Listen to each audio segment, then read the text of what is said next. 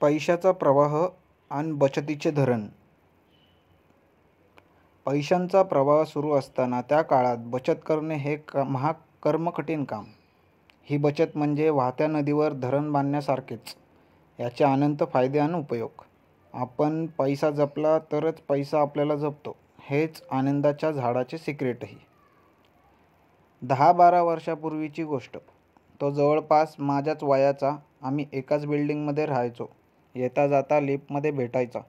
प्रचंड श्रीमंत, स्टायलिश. एकदा घातलेले कपडे, घड्याळ वा गॉगल पुन्हा कधीच दिसायचे नाहीत. एकदा फेसबुकवर मित्राच्या फ्रेंड लिस्टमध्ये तो दिसला. अगदी सहजपणे मी त्याला फ्रेंड रिक्वेस्ट पाठवली. काही मिनिटात त्याने ती ॲक्सेप्टही केली.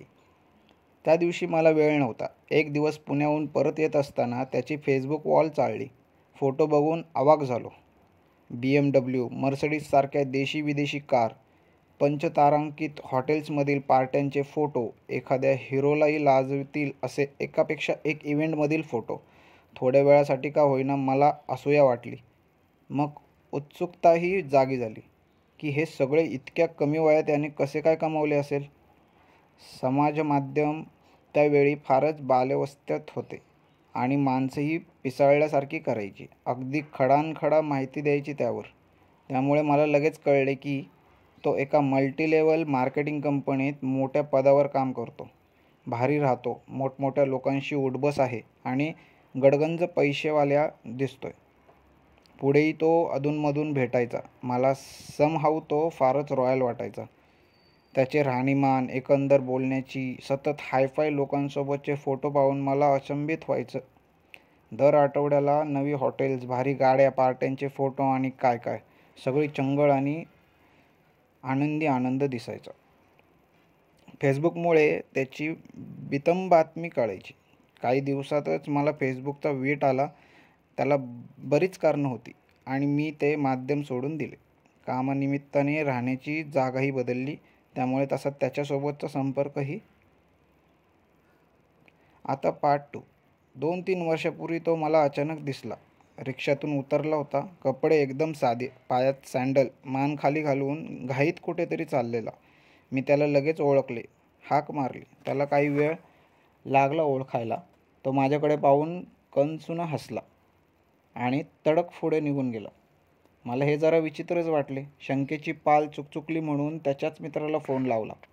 मित्राला त्याच्याबद्दल झालेला किस्सा सांगितला. मग त्याने जे सांगितले ते असे. तो MLM करत असताना खूप पैसे कमवायचा. कंपनीचीही मोठी भरभराट झाली. यालाही प्रचंड पैसे मिळायचे. परंतु हा छानचौकी करत राहिला. ज्या घरात तो राहायचा तेही भाड्याचं होतं. सर्व गाड्या लोन काढलेल्या व कंपनीतील इतर सहकाऱ्यांच्या असायच्या. कपडे, दारू, पार्ट्या, दिखावा आणि उच्च जीवनमान दाखवण्यासाठी बऱ्याच जणांकडून MLM कंपनीसाठी आलेले पैसे स्वतःच्याच चैनीसाठी उडवले. त्यात पुढे ती कंपनीच बुडाली.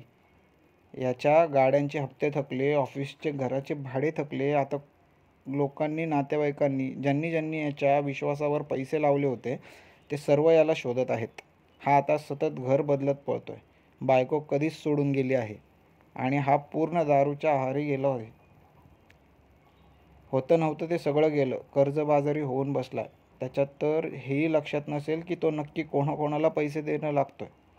दारूपायी तो आता काहीही करायला तयार होतो. अगदी जमीन जुमला विकून कफल्लक झालेल्या गावाकडच्या गुंठमंत्र्यांपेक्षा वाईट अवस्था झाली आहे त्याची. फक्त तोंड लपवून पळणं काय ते बाकी आहे. माझ्यासाठी हा मोठा धक्का होता. आपण पैसे कमवणे जेवढे गरजेचे आहे त्यापेक्षा जास्त आपण त्या पैशांचे काय करतो, पैसे असताना नक्की कसे वागतो, त्यावर आपण किती दिवस श्रीमंत राहणार हे ठरत असते. ही बुद्धिमत्ता, हे संस्कार आपल्याला शाळेत कॉलेजात मिळत नसतात. हे शिकणे काही साधी गोष्ट नाही. खूप हुशार असलेल्या लोकांनाही सत्ता आणि पैसा मिळाल्यानंतर यावर कंट्रोल राहत नाही. पैसा दाखवण्याच्या नादात असा भरमसाठ खर्च होतो की कधी तो हातातून निसटतो हे कळतही नाही. पैसा वस्तूंमधून, गाड्यांमधून, फेसबुक, इन्स्टा किंवा इतर कोणत्या फोटोतून नाही तर आपल्या कृतीतून आणि योग्य गुंतवणुकीतून वाढायला हवा.